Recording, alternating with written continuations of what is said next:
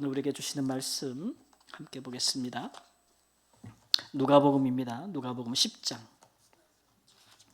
누가복음 10장 25절에서 37절 말씀까지 보겠습니다.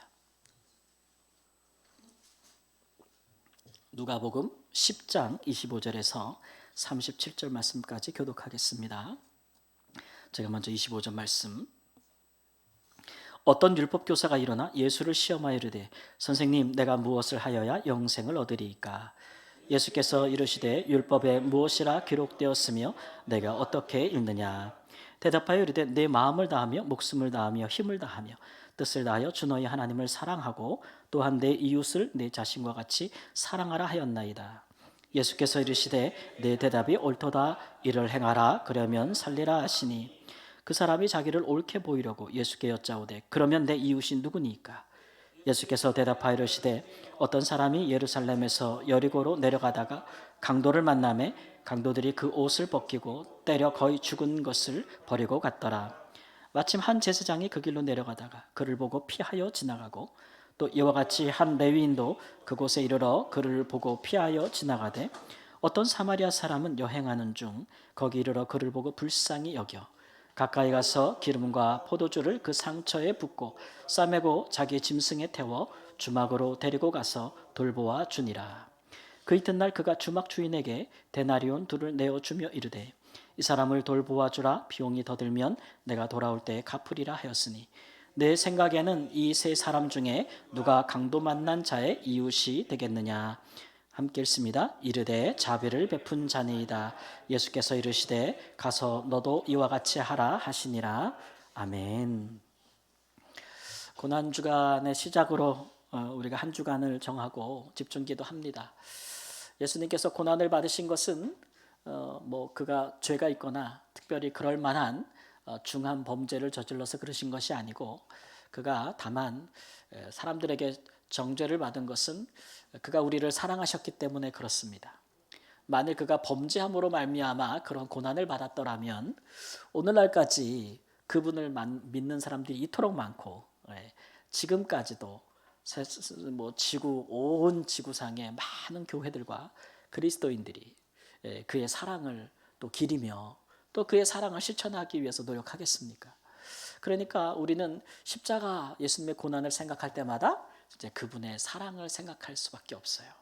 그 사랑, 때로는 우리가 행하지 못하지만 그래도 해광하고 싶은 마음에 또 우리가 실천하지 못하지만 이미 우리가 그리스도로 말미암아 받은 자라는 것을 믿기 때문에 우리가 이 고단 주간만 되면 이제 마음이 더 숙연해지고 또 우리 자신을 돌아보는 그런 일들이 있는 것입니다. 그래서 이 한 주간에 우리가 예수님께서는 어떻게 지금까지도 모든 사람들이 함께 기억할 만한 그리고 세상에서 행해지는 그 어떤 사랑과 자비보다도 더 정말 깊고 또 넓은 그런 사랑을 보여주셔서 그것이 믿는 사람이든 믿지 아니든 교회든 세상이든 다 우러러 볼 수밖에 없는 그런 모양이 되셨는가를 우리가 한번 좀 생각해 보겠습니다. 그래서 이 주간에도 우리는 예수님께 집중하는데 도대체 예수님은 어떻게 어떤 믿음과 생각을 가지고 계셨길래 그 같은 사랑을 보이셨을까?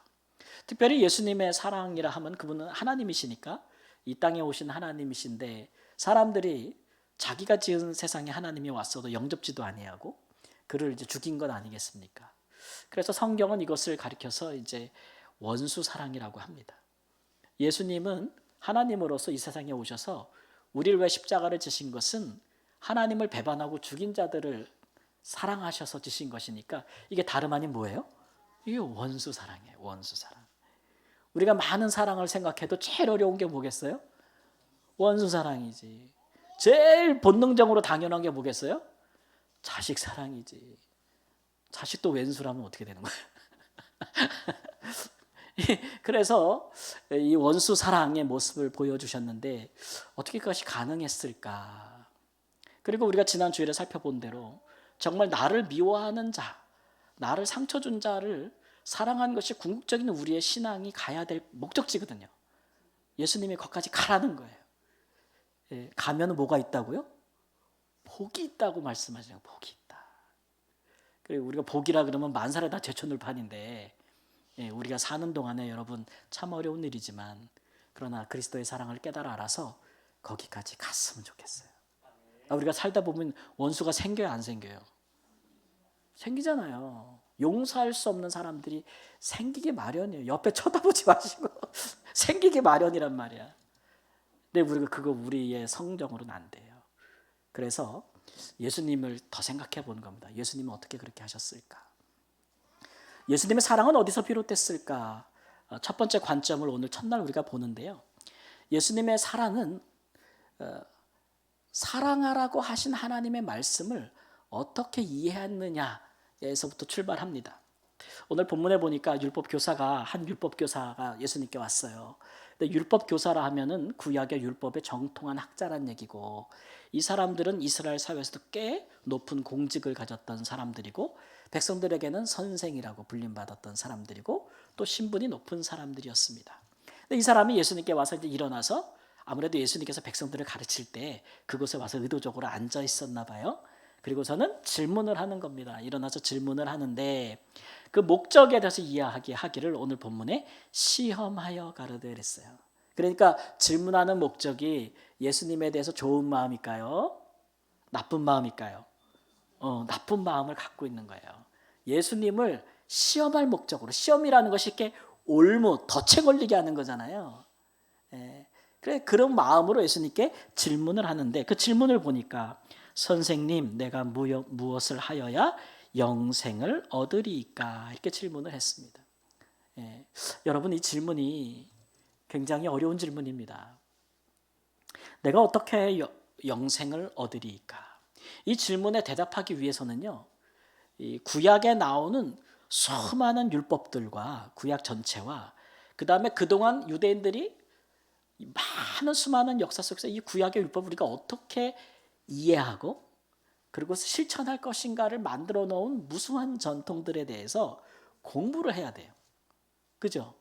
공부를 해야, 그 많은 율법을 전문적으로 공부를 해야, 그리고 많은 그동안의 연구들과 자료들을 배우고 선생님들 밑에서 배워야 구약의 율법을 보면은 사람이 영원한 생명을 얻으려면 이렇게 하면 된다고 얘기를 해줘야 되는데, 그 많은 계명과 그 많은 법도 중에서 뭐가 영생과 얽혀 있는지를 어떻게 찾아낼 수 있겠어요?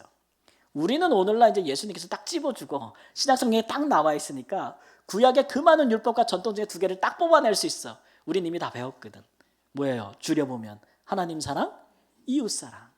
그런데 여러분, 이게 구약에 딱 명시되어 있느냐? 그렇지 않습니다. 하나님 사랑은 신명기 6장 5절에 나와 있어요. 하나님을 사랑하되 내 마음을 다해 뜻을 다하여 성품 다하여 네 하나님을 사랑하라고 나와 있고, 내 이웃을 내 몸과 같이 내 자신과 같이 사랑하라는 말씀은 레위기서 19장 18절 말씀이 있어요. 더군다나 그 뒤에 이렇게 행하면 네가 영생할 것이란 말이 있어요, 없어요? 없어. 그러니까 구약 전체를 공부하면서, 그리고 그동안 이것을 연구한 모든 자료들을 공부하면서 거기서 학문이 나와야 되는 거예요. 모든 거를 연구해 보니까 사실 구약의 모든 법들이 다 결국은 하나님 사랑이요 이웃 사랑이더라. 그것을 행하면 살리라 라는 말씀으로 되어 있다는 지식이 있어야 되는 거예요. 근데 이 질문을 율법교사가 예수님을 시험하면서 물어보는 이유는 예수님이 능히 이에 대해서 대답을 할 것 같은 거예요? 못할 것 같은 거예요? 못할 것 같은 거죠. 예수님은 배워본 적이 없으니까. 심지어 요한복음에 보니까 사람들은, 이 율법사들은 예수님은 글도 안 배웠을 거라고 생각을 했어요. 글도 안 배웠을 것이다. 딱 질문을 할 때 우리 예수님은 사람의 마음도 기가 막히게 알잖아. 우리 예수님은 관심법을 가지고 계셔. 딱 그러니까 어떤 마음으로 질문하는지를 아시는 거죠. 그럼 여러분 어떻게 하셨어요? 누가 나를 아나 모르나 떠봐. 그럼 여러분은 어떻게 대응하시겠어요? 안다고 대응하시겠어요? 모른다고 대응하시겠어요? 당연히 내 체면을 깎아내리고 내 권위를 사람들 앞에서 깎아내리는데 발끈하죠. 그러지 않겠어요? 뭐 그딴 걸 나한테 물어봐 이러면서 대답하는 게 보통 마음이잖아요. 근데 우리 예수님께서는 그렇게 안 하십니다. 대질문을 하시는데 뭐라 그러냐면 율법에 무엇이라 기록되었으며 내가 어떻게 읽느냐 이렇게 물어보십니다. 이게 두 가지 질문이죠. 하나는 율법에 어떻게 기록되었으면 네가 율법을 연구한 결과 사람이 영생을 얻으려면 무엇을 하라고 하느냐 라는 질문, 대질문이죠 이거는. 그 다음에 그 뒤에 질문이 중요해요. 네가 이것을 어떻게 읽느냐는 이건 해석의 문제예요. 그래서 그 율법을 네가 어떻게 이해하고 있느냐 또는 어떻게 실천하고 있느냐를 물어보시는 겁니다. 그러니까 이 사람은 예수님을 체면을 깎아내리면서 자기가 알고 있다는 것을 자랑하려고 얘기를 꺼냈는데 예수님이 선뜻 대답을 못 하시는 거예요. 그리고 자기한테 되물어봐. 되물어봐요. 그럼 이 사람은 어떤 마음이 가득한 사람이냐면 나는 너보다 똑똑해. 예수야, 내가 너보다 똑똑해라는 마음을 갖고 있는 사람이니까 선뜻 대답을 하는 겁니다. 자기가 알고 있는 거를. 그거 있잖아요.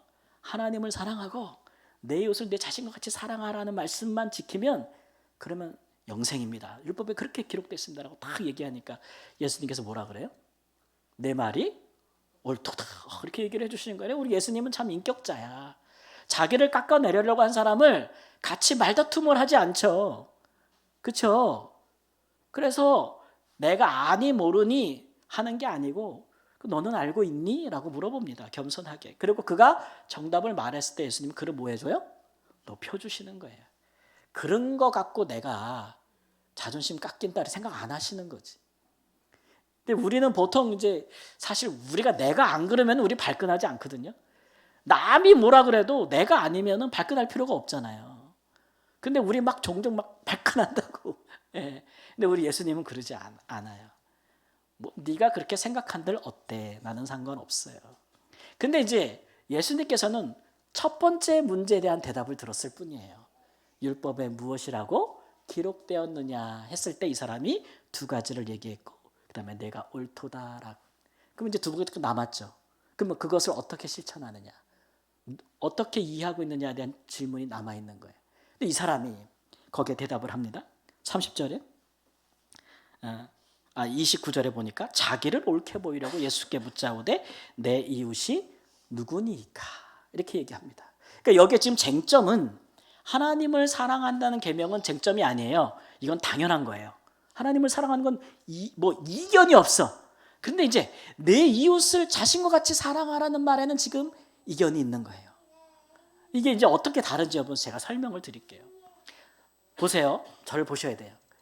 내 이웃을 내 자신과 같이 사랑하라를 유대인들과 당시의 선생님들과 학자들은 어디에 방점을 찍고 해석하냐면 내 이웃과 내 자신과 같이 해요. 내 이웃을 내 자신과 같이. 그러면 이 사람들은 뭘 생각하냐면 그러면 내가 사랑할 이웃은 나랑 비슷한 사람이구나. 이렇게 생각을 하는 겁니다. 그래서 이 말씀을 이웃이 누구냐라는 정의를 주신 말씀으로 이해를 한 거예요. 잘 따라오고 계세요? 유대인들은 그렇게 생각을 한 거예요. 그러니까 이 사람이 그러면 내 이웃이 누구입니까? 라고 물어보는 거는 난 그렇게 이해했다는 거예요.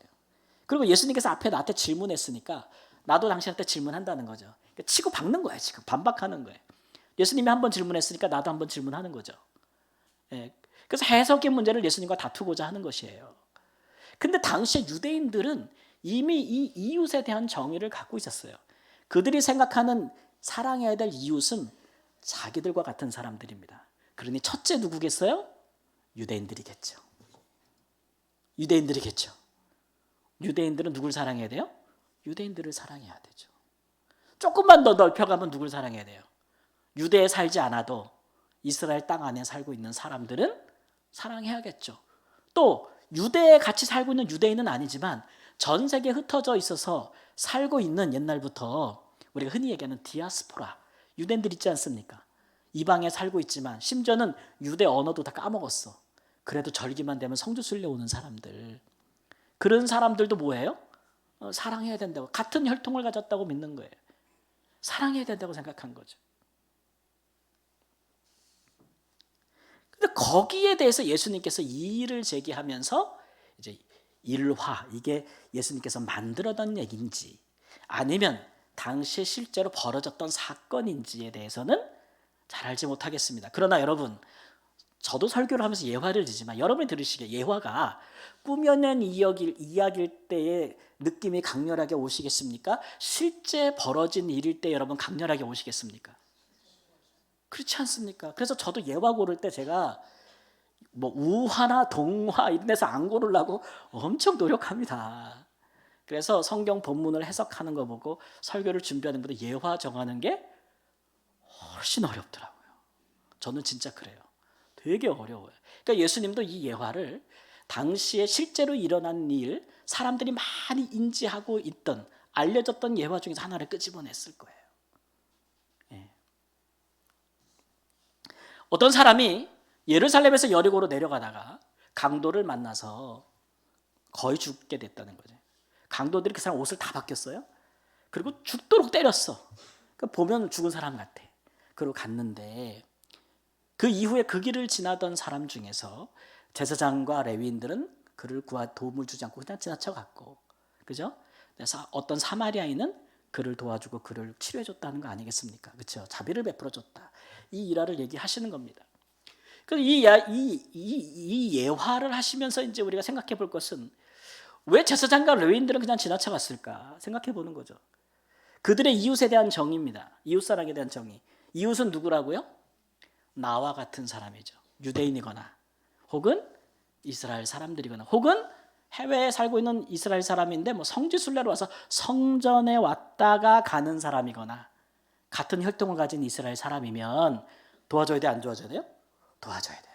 근데 중요한 것은 이 사람이 누군지 신분을 알 수가 없네, 신원사항을. 왜냐하면 당시에 딱 뭐를 보면 그 사람이 유대인인지 아닌지 알 수 있냐면 옷. 근데 옷을 다 벗겼어.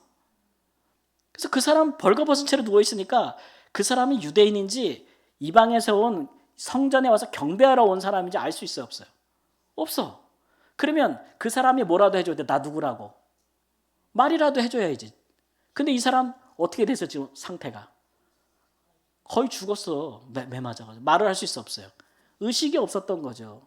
그러니까 확인할 길이 없는 거예요. 그러니까 자기들 마음속에 이 사람이 내 이웃이다. 유대인이다. 라는 정보가 확신이 없는 거예요. 그러면 여러분 반반이죠.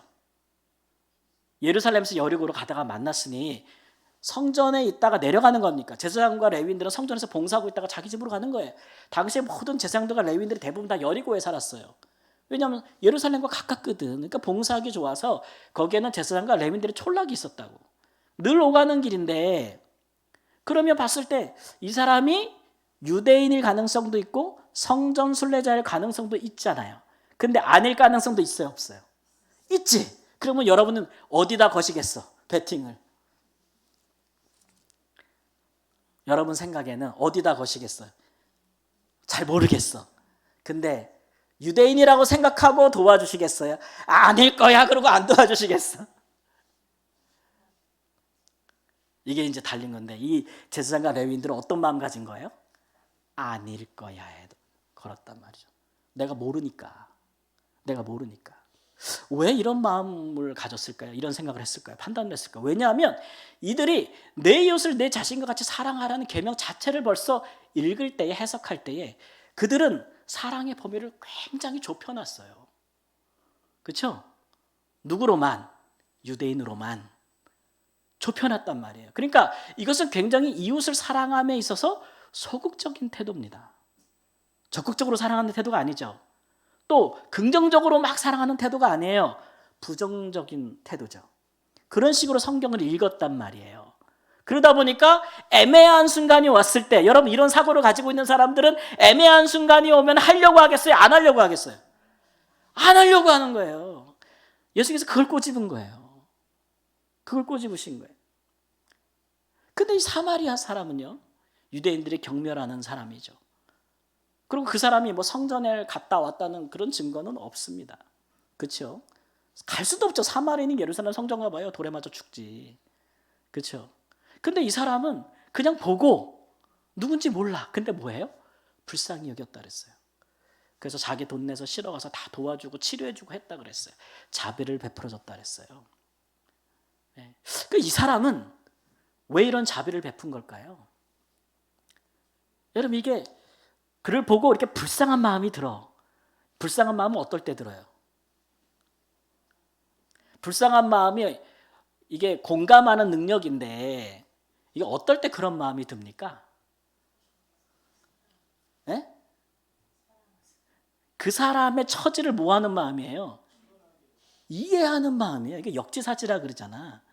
그죠?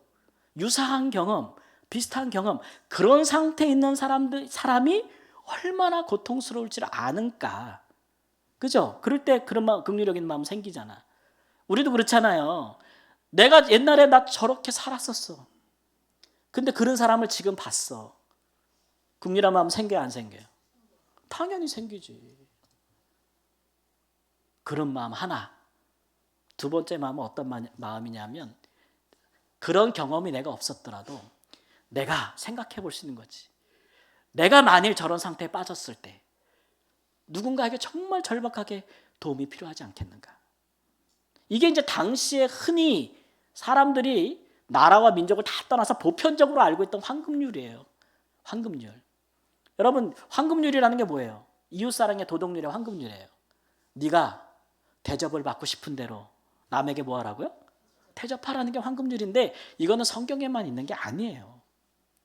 심지어는 우리나라, 아시아, 중국부터 해가지고 온 세계 열방에 당시에 보편적으로 고대부터 다 이런 법률이 있었어. 사람들이 인지상정이라고.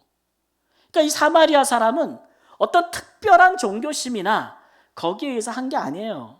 그냥 보통 사람의 마음이에요. 아유, 내가 저랬다고 생각해봐. 어떻게 해서 도와주는 거고. 내가 저랬던 적이 있지.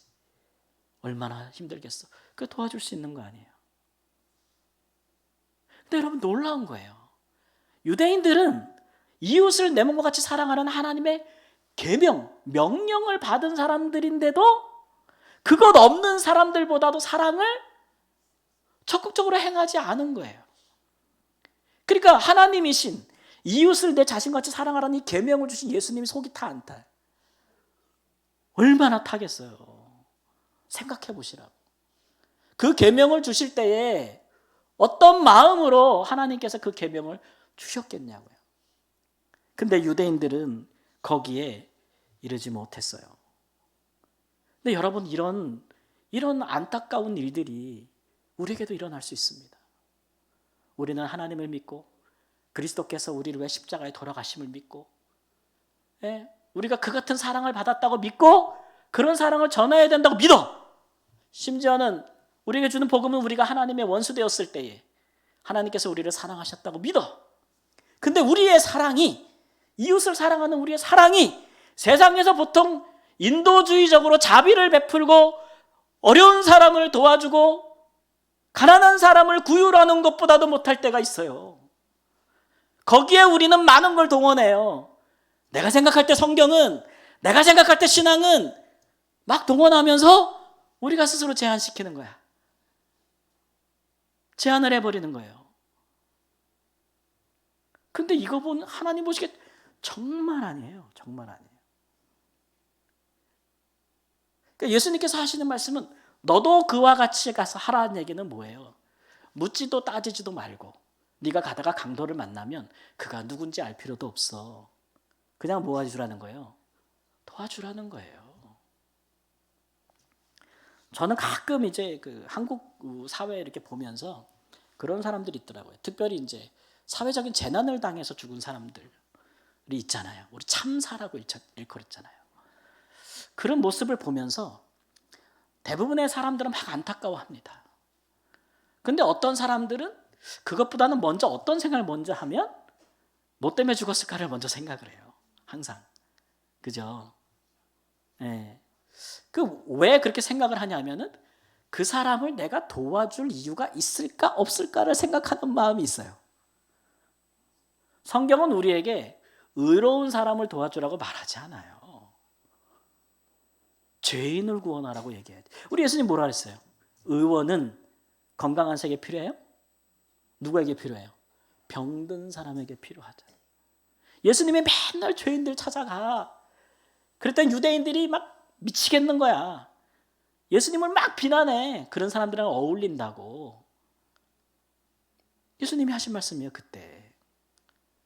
근데 이상하게 이 교회들이 예수 그리스도의 사랑을 저버리기 시작하면요. 사랑이 식기 시작하면 똑같은 일이 벌어집니다. 교회가 사회적인 재난과 불행에 대해서 긍휼의 마음이 사라집니다. 그 다음부터 뭐 하냐면 판단합니다. 판단해. 비판해요. 그리고 정죄해요. 교회라는 그룹으로 그럴 뿐만 아니라 그리스도인들 그럴 때였어요. 개개인적으로도. 네, 개개인적으로도 판단합니다. 제안합니다. 근데 여러분 생각해서 하나님이 우리에게 그같이 하지 아니하셨다.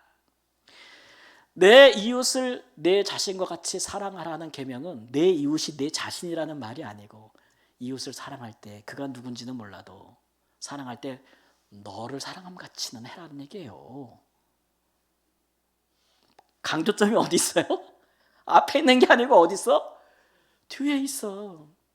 누구든지 강도 만난 자와 같을 만난 것은 그의 이웃이 되어주되 그를 사랑할 때는 네가 너 자신을 사랑함 같이 해주라.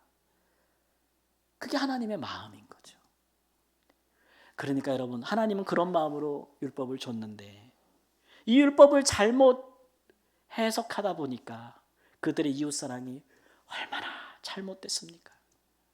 유대인만 사랑하고 유대인들에게만 복음을 전하고 이방인들은 개, 돼지처럼 여기고 사마리아인들은 죽이려고 덤비고 그런 것들이 유대인들의 모습 아니었어요. 그런 행태를 우리 예수님께서 굉장히 꼬집고 있는 겁니다. 꼬집고 있는 거예요. 여러분, 그래서 이제 하나님의 입장은 그런 거예요. 이런 거를 보면서 하나를 보면 이제 열을 안다고 하나님 입장에서는 우리가 이웃을 사랑할 때 사랑하는 모습을 보면 하나님이 우리를 딱 판단할 수 있는, 하나님 우리를 딱 아시는 거예요.